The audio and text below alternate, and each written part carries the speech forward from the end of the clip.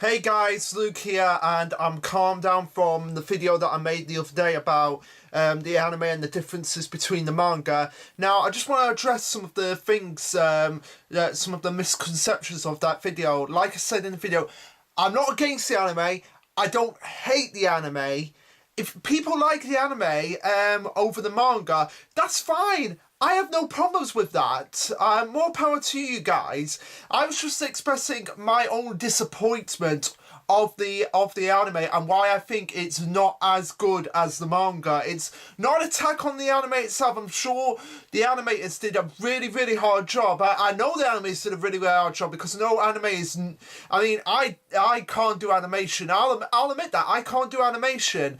But in terms of comparing it to the manga, which was what that video was about, like what the differences are and why it disappointed me as a fan of the manga, that's what that whole video was about. It wasn't an attack of anybody involved. I didn't mention anybody directly involved. I just said that I think that the animators or the people in charge, I just think that in terms of the way they structured it, it seems to me like they don't trust the audience to put two and two together. But it wasn't a personal attack on anything or any way a detriment to their work, because I know they worked really hard, and I get that they've only got a limited amount of episodes to work with. But my main issue with it was that they could have done 26 episodes and I would have been perfectly fine with it. It's just the amount of episodes and the amount that they're having to cut, that's what disappointed me. But again, if you guys like the anime, that is fine, that is perfectly reasonable. I just don't think that it's as good as the manga. And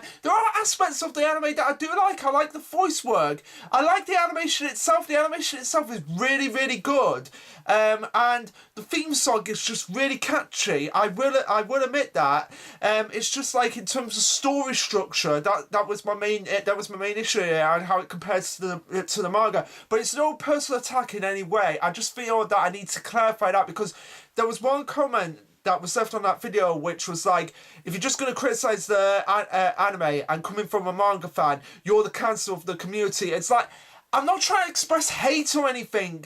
I make it perfectly clear that that video was for people who are fans of the manga that were disappointed with how the anime is going in terms of what they're cutting and what they're changing around. It's not an attack on any way on people who actually like the anime, and the anime is really popular, and I can get it why. They get the general concept down. It's just the execution and the fact that they're cutting stuff out. Like, I'm sure any fan of the manga can admit that the amount of inner dialogue and inner monologuing that they're cutting out is a detriment to the series, because the whole thing of the Promised Neverland is a battle of brains rather than brawn, and the fact that they're cutting out a lot of the internal dialogue, that's kind of hurting the story a little bit, because we want to see those internal dialogue. We want to see that how the voice actors portray that internal dialogue and how they get the emotions across. We want to see that, and the fact that it's not coming through in the anime, that's a real disappointment to it. And I get that maybe Mama Isabella's number might be revealed in the next episode, but the fact that we got it very early on, and it was at a moment of, after Norman was questioned, like, what is Mama's motives, the fact that we got the motive explained to help us to get more enlightenment on her character, and it might be shown in the next episode, and if it is, then great. I just feel like if it was included in this episode where it should be, it would have had much more impact, because it just came off of, we had a really shocking twist, and now we get an even bigger shocking twist. The fact that Mama isn't as black and white as we initially thought, and I feel like just having those twists back to back just like helped cement that this series is different from most shonen series. But anyway, that's all I wanted to say on the issue at hand. Now let's get right into the review of chapter 119, because oh boy, this chapter, the ending to this chapter, there's a lot of speculation.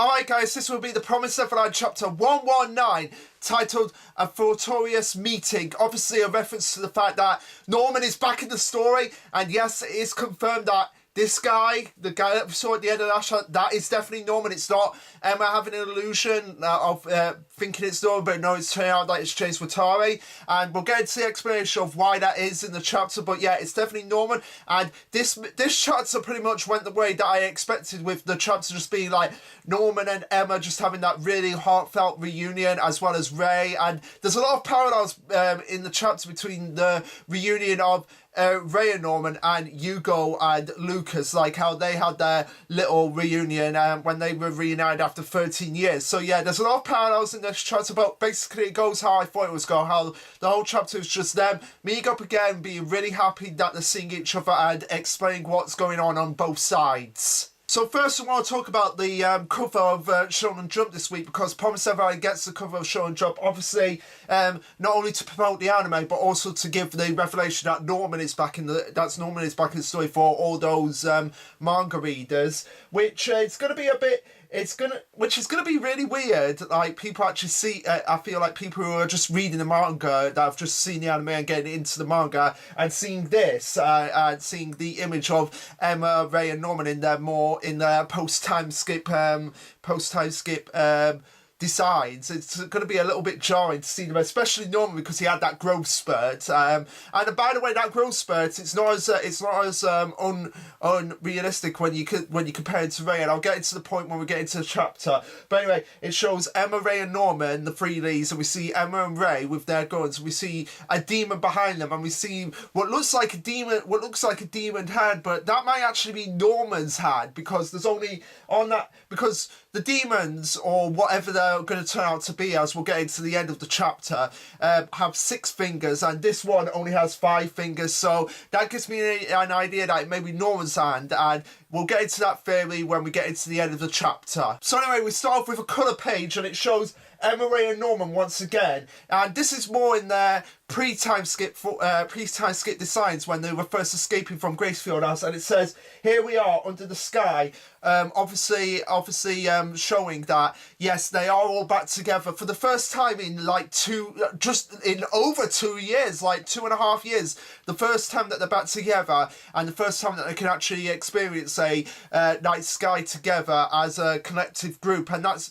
a really touching moment. I'm really glad that was included in this chapter. So anyway, getting into the chapter proper, it picks up immediately after the end of the last chapter, with Emma just shocked at just seeing Norman there right in front of her, and obviously she's questioning, no, how, why, Norman? And we see both Norman's smile, like Norman's on the verge of just like breaking into tears, because as he's mentioned before, he loves Emma. He's pretty much in love with Emma in the same way that Hugo was in love with Diana, and Emma thought he was dead, and it just the emotion flowing off on her face, like she's just in this like really entranced, like happy state, but also just like her mind's all over the place, like how is this happening, and it says in like the caption on the side that you get on the chapters from the authors, it says another miracle, and Emma's constantly going on to say like, but he was shipped on that day, didn't the demons? And obviously she's a bit skeptical at this point, because she's like, she doesn't know if this such a Norman in front of her, and she's questioning like, are you really Norman? And that's understandable. That's understandable from Emma, because she thought like as soon as Norman was shipped out, that was it. He was dead. There was no coming back. And to see him right in front of her, she obviously would have these questions, like just like thinking like, how is this possible? I thought demons took people. Like, even though she was informed by Mama at the end of the Escape from Gracefield House arc that the women could be taken to become mamas or sisters. She never mentioned what happens to the men, and to Emma that just assumed like the men are just cut off. They're just there to be food for the demons, brain food for the demons, and nothing else. She never even considered the fact that even the men could actually be spared in certain situations. And to see Norman in this situation, or what she can call on what she actually thinks is a clone or anything, like she doesn't know anything at the moment, so it's understandable that she's a bit skeptical in this point. But Norman actually reassures her that yes, it is him, by just nodding his head and saying Emma, and you just see the floods of tears off Emma's face, like she is just so happy. Like, this is probably the happiest that she has been in a long time, because if you remember what's just happened, like pretty much the whole week that she's had, I think it's actually only been like a week, 10 days, like just 2 weeks since the shelter was blown up. She's been through hell. She's seen 2 of the Gracefield kids just be absolutely nearly killed. She's seen Dawn be shot at. She's seen about 4 or 5 kids from their family just like killed right in front of her. She's seen Andrew, just how evil he has been, is two-faced, and just how grotesque he has been. She's seen Hugo and Lucas sacrifice themselves, like the 2 people that she considered like father figures, just like sacrifice themselves right in front of her, and that's just like getting me like really worried that this happiness will not last. Like Norman is gonna die, because as we know, this series you have to sacrifice happiness in order to gain happiness, and I feel like that's just gonna be like a constant theme that's gonna like go on in this go on throughout the series until we reach the end. But yeah, she's nearly had her whole life taken from her by nearly being devoured by those 4 demons when went to that plantation to get the medicine for Christy. So she's been through hell and back, more so than any other moment up until this point. And the fact that she's getting like this little bit of happiness by having her older brother or possibly love interest, we're not really sure where that's actually going, but yeah, just the fact that she's got someone that she cared about so much that she thought she was dead, just like you can see just from the face, like they're both blushing as well, like that, even though that might be the case, like they might be going down that route, but I'm now that I think about it, yeah, I'm against that. And Emma and Norman relationship, yeah, that I just don't see that happening. Like I just feel like they're just so happy and so like, we're both here, we're both standing in front of here, we both thought each other was dead, and the fact that we can be here in this moment, nobody's trying to kill us, that just like, you just see like just the happiness just dripping off her face. So of course Emma is just thinking back on all the times that she's just fallen, she's almost fallen into despair, if not for the fact that she had the spirit of Norman always guiding her and always commanding her to like, no, stay on this path of good, do not push yourself over the edge. And she said, and she goes on to think about how often she's dreamed of this moment that Norman could somehow still be alive, and how often she was filled with regret and about to fall into total despair. And we just see her running after Norman, just dropping the pen, and we see her just continually flashing back, like just all these positive emotions are just going through her head right now. She just can't get a clear head at this moment. She just wants to go over to him and just give him like the biggest hug that he's probably going to get in his life. And she keeps on going on to say, it was so hard, Norman, but I never gave up, I kept on going. And she's thinking back on all the times that when they were in the orphanage, that just the positivity that Norman gave over to her, and said to her like, look, we can do this, we can escape together, and even if one of us is sacrificed, we've just got to keep on going. And you see Emma just crying her eyes out all the time. And we see her just run to Norman, and we get like just like the clear, like just how big Norman's grown, because if you remember back when they were at the Gracefield house, they were like very relatively evenly high, but the fact that Norman has to bend down to just like condense Emma into that hug, and Emma has not really grown as much as Norman, it just shows like a clear height difference. And I don't know whether that's because of like what Norman is actually going to say in the chapter itself, or if it was just like this was just a genetic on his part. But the fact that bottom line is that this is like a happy moment for them, and it's really glad that we get these like happy moments after just depressing darkness that we've had over the past few chapters. So Norman goes on to say that all this time, I hope we could meet again. I'm glad you're doing fine, Emma. And Emma is just saying to herself, but more, pretty much, she's saying it out loud, but I think it's more to herself. It's like a dream. You're alive. You're alive. And then obviously she's feeling his face, because even though she may think that he's the same Norman that left Gracefield House, she just has to be like that, absolutely sure of herself. And again, that's understandable, because anything can go in this world. They've got demons running running around. They've got the Atari clan going after them, so it is quite possible that anybody could be a clone, and they could not actually be the same person that they were, although all that time that they knew each other. So Emma just has to be really sure at this point, and that shows like her level of content in terms of like being a leader. Like,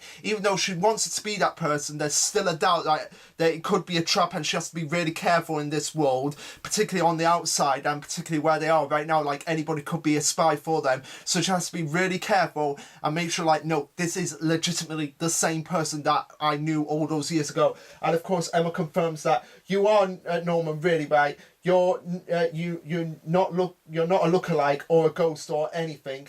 And of course she then goes on to the most important questions, like how, why you were taking that time. And of course Norman has to explain to Emma like what has actually been going on, and that he was sent to a different farm than the others, and then I became another kind of cattle. And this absolutely just shocks Emma, because she didn't know anything about what was going on with the Butari clan up until when we got to Goldie Pond, and she didn't know anything about what was happening to Norman. So the fact that there's another farm that's being built just opens up her eyes to like just the other dangers that could potentially be going on in the world. But of course Norman is not without his what the fuck kind of reactions, as we see him caressing Emma's ear, and he can actually feel like there's actually did Emma like actually, now that I think about it, did Emma actually cut off her ear? This is not a plot. This is not me like trying to get a plot or anything. I'm just like curious, like was Emma's ear actually cut off? Oh, no, wait, well, my mistake, guys, no, Emma actually says it here, I left it at the Gracefield house. Okay, so yeah, the ear that Emma put down to actually give the illusion that she was born up, that was actually the ear with the tracker in it, so obviously, the mamas couldn't actually track it, so no, that was my mistake. I'm sorry about that, guys. I just failed to notice that at that moment. I apologise, guys, but anyway, moving on. Emma goes to say that they did manage to escape, obviously relaying to Norman, because he didn't know if they actually managed to escape or not. So we see Norman going, I see, you did well. And then we get a big wide pan of just everyone just meeting Norman, like the kids from Gracefield meeting Norman, and the kids from Goldie Pond meeting Norman, and we just see just how happy Emma is with everyone around them. And my favourite reaction out of all of them here is Don. More so than any of the other kids. I mean, all of the other kids from Gracefield House are giving like really surprised looks, like, Norman's alive? Really? But Don's giving the reaction like his eyes are about to like just pop out, like, oh my god, this is the biggest surprise and most exciting surprise of my life so far. Of course, everybody has their own different reactions, as we get them right here with Don obviously giving the reaction that most of us expected, like, what is going on here? Because again, like Emma and the other Gracefield kids, he didn't know that Norman was alive, and the fact that he's seeing him right now in front of him, it's just like it's like how if you thought one of your family members were dead, and all of a sudden they just popped up on your door and said, "You're right, what, how, what did you do it? So it's actually a pretty realistic reaction that Don's having here. It's like, holy shit, Norman, how did you do it? What the fuck? I thought you were dead. I thought the demons took you. So yeah, the fact that he's giving that reaction, it's like a pretty realistic reaction for somebody who thought that their foster brother was actually dead, but it turns out that they're alive. Lima and Toma and Limey are giving like a more expeditionary type reaction, like, wait, Minerva is, and obviously Norman has taken up the role of William Minerva at this point, and Gillian, Pepe, and Violet are giving a reaction that's giving a reaction of what the audience would probably be thinking, that it's that boy from Emma's picture, but didn't that boy, and obviously they go off on a tangent, and then we get Adam's 22194, and everybody's like obviously connecting the dots now and working out like, okay, that means he was referring to Norman in that regard, because there was a lot of shit going on and they probably didn't put the pieces together because of the everything that they've been through, particularly the Gracefield kids, and the fact that they're actually like, oh, now I get it, now I understand, that was Norman's number, he was talking about Norman. But of course, because they had no idea what had happened to Norman, and they obviously had bigger shit to deal with, they couldn't really concentrate on that particular aspect of what Adam was actually saying. Obviously, Nate gives a reaction that I think a lot of us expected because, again, he was one of the older kids at Gracefield. So he's crying his eyes out and going, "You're alive! You're really alive!" And the younger Gracefield kids, like Mark and I can't. The girl with the goggles, the one that Anna found, and she was in when they were in the shelter. And when they first went to the shelter, and they had like the poachers world, and all the names of all the kids that were from Grand Valley that died. When Hugo was there, and he just like carved them into a wall. I can't remember the name of that girl. I think it starts with an L. Somebody will correct me in the comments below, but hopefully. But yeah. Continuing on, all the kids are just so happy to see Norman, and they just go and hug him, and they're like, "You survived! I'm so glad. How?" And we see the other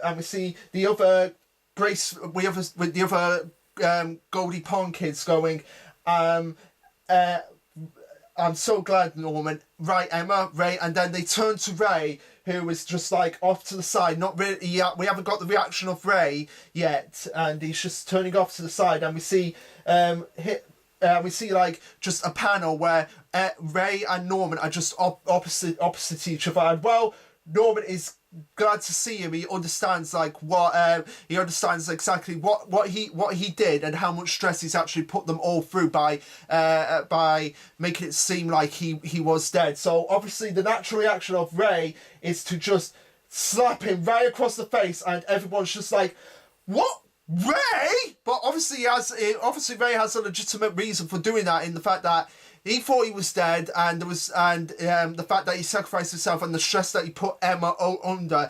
That's very understandable from Ray's part and why he did what he did. And Ray goes on to say, "Oh boy, you're terrible. You didn't even say hi before."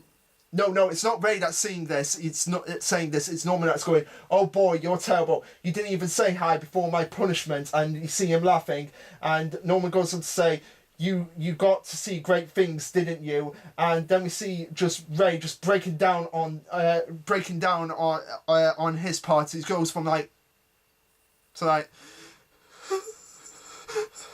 "Yeah, thanks for that," which shows just how much Norman meant to Ray, and I think the fact that he slapped Norman was punishment for him saying like, "Why did you do what you did, Norman? Why did you go away? We could have gone on these adventures. We could have had adventures together with Emma, and the fact that you had to abandon us, I understand what you did, but the fact that you did abandon us, it just hurts me inside, and we couldn't go on those adventures." And I would like to see what if Norman hadn't been shipped out and he actually managed to escape with everyone, how the series would go in that regard. That would be pretty interesting to see if somebody was able to do it, or what if Norman was never shipped out. But of course, after slapping Norman and giving his punishment out, Ray just breaks down and just hugs Norman and Emma and says, "I'm glad you're here," before going on to say, before Emma goes on to think, why am I being hugged too? And anyway, it's obvious.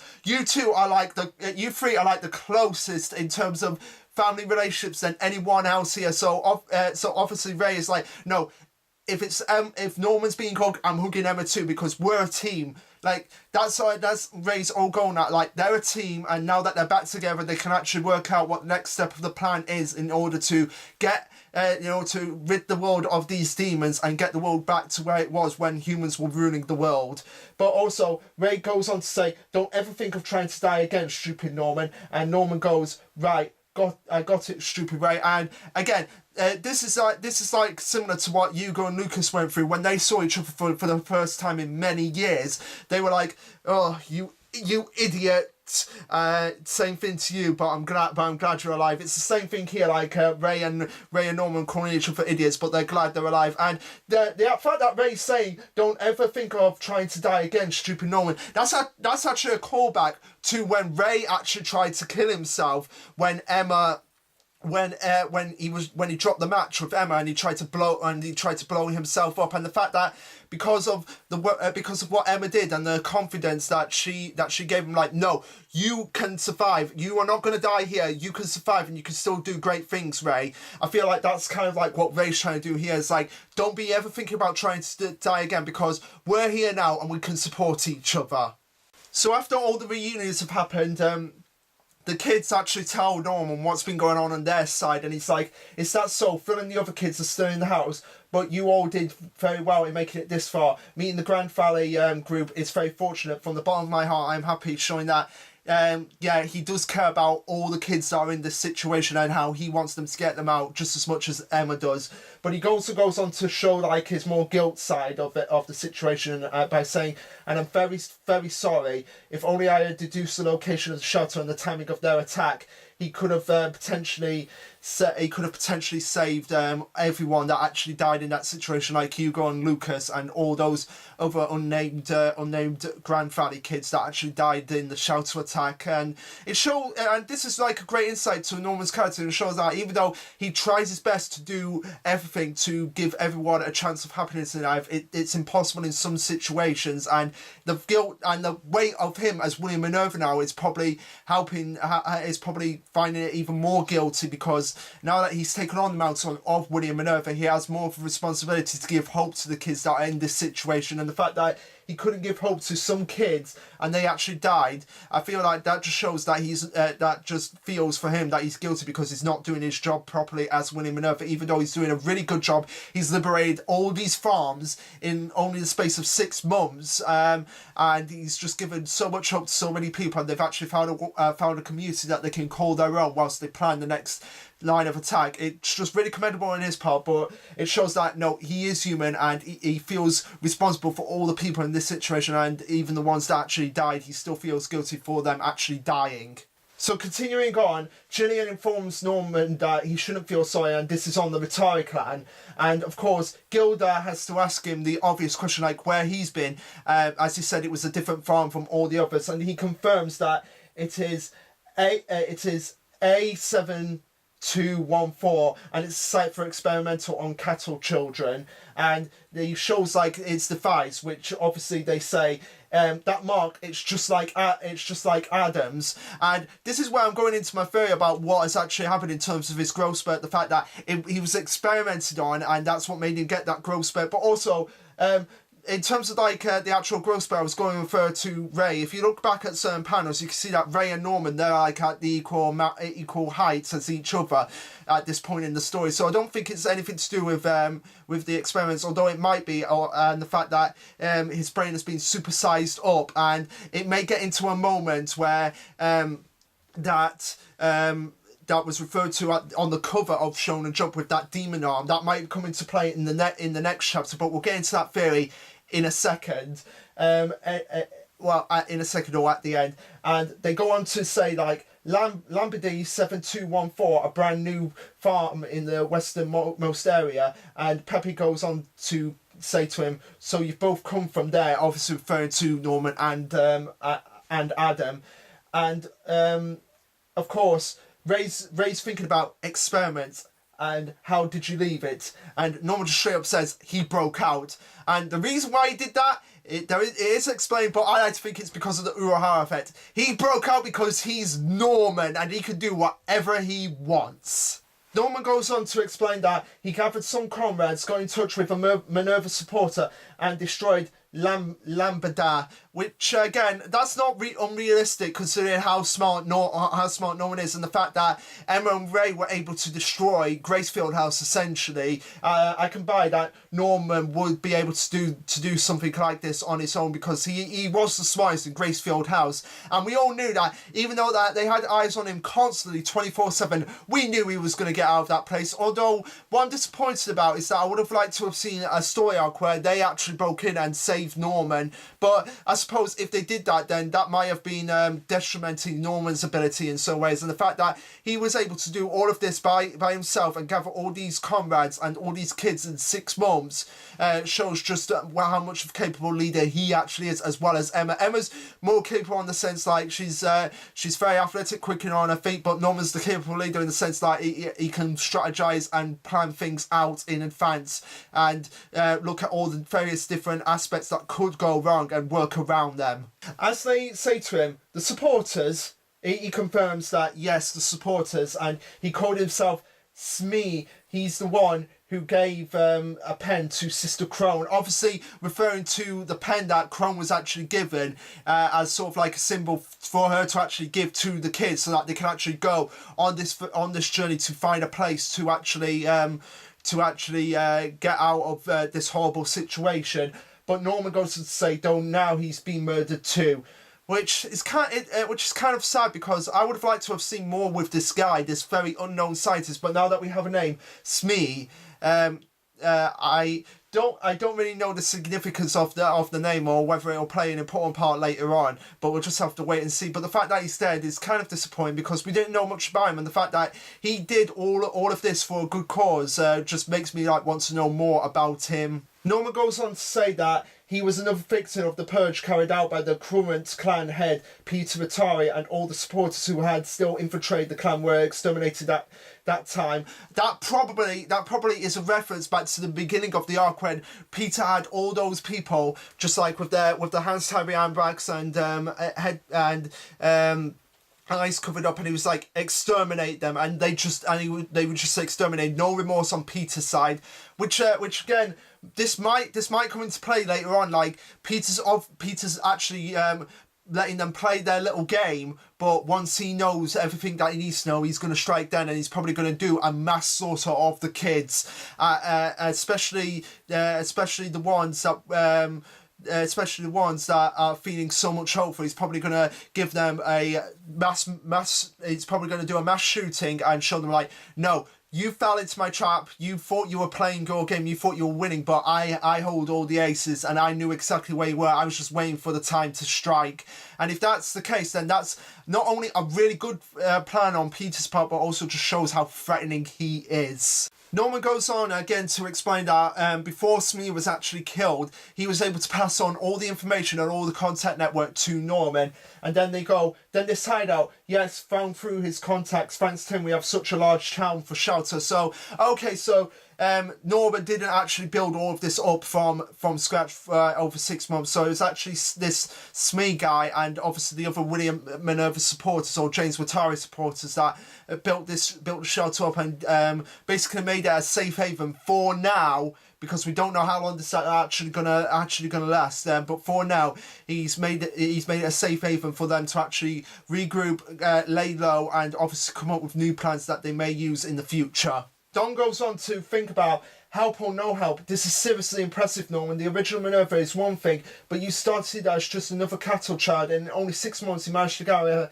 this many people already. And I agree, that is very impressive on Norman's part, and it shows that even though he may have been experimented on, the fact that he was experimented on has actually been a advantage that he has been able to use against the Retari clan. Because I imagine that because Norman was so smart, that they thought like, okay, we can use him to our advantage to help build a better network for us to make sure that these kids cannot escape. But he used like the fact that he probably got his brain supersized up, so he's probably even more intelligent than he is right now, and the fact that he was able to do this in 6 months is quite impressive on his part. And again, you got to commend Norman for that. And Emma goes on to say, and that transmission was from you, right? Obviously referring to the one where it's different from the one that James Watari gave, where he was saying like, I won't help you with the promise, I won't help you with breaking the promise, but you have the information to basically